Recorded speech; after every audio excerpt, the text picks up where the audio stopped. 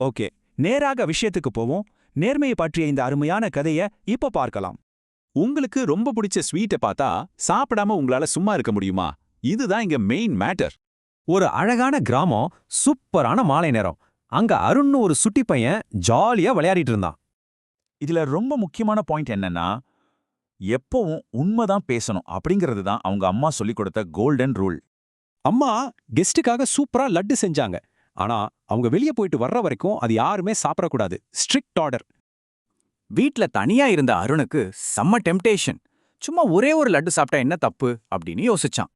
இதுல இருந்து என்ன தெரியுதுன்னா, ஆசையில லட்டை சாப்பிட்ட உடனே அவனுக்குள்ள ஒரு பெரிய பயமும் குற்ற உணர்ச்சியும் வந்துருச்சு. அம்மா வீட்டுக்கு வந்தாங்க. தட்டை பார்த்த உடனே கரெக்டா ஒரு லட்டு குறையறத கண்டுபிடிச்சிட்டாங்க. அவ்வளவுதான், செம்ம டென்ஷன்.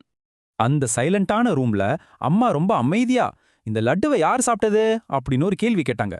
பயத்துல உண்மைய மறைக்க நினைச்சான். ஆனா உண்மை பேசுறவங்க எப்பவும் உயர்வாங்கன்னு அம்மா சொன்னது டக்குன்னு அவனுக்கு ஞாபகம் வந்துச்சு.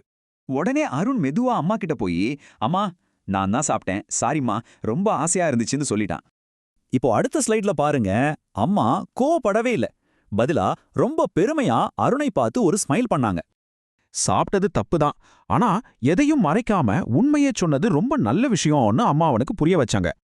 அவனோட நேர்மைக்கு பரிசா இன்னொரு லட்டே கிடைச்சது. இனிமே எப்பவுமே உண்மைதான் பேசணும்னு அருண் ஒரு ஸ்ட்ராங் முடிவெடுத்தான். இந்த ஸ்லைட்ல ரொம்ப இன்ட்ரெஸ்டிங்கான விஷயம் என்னன்னா, நேர்மை தான் எப்பவும் நம்மள உயர்த்தும், எல்லாரையும் நம்மள நம்ப வைக்கும். சோ உங்க லைஃப்ல ஒரு கஷ்டமான சிச்சுவேஷன் வந்தா நீங்களும் நேர்மை தர்ற இந்த இனிமையான பரிசையை சூஸ் பண்ணுவீங்களா?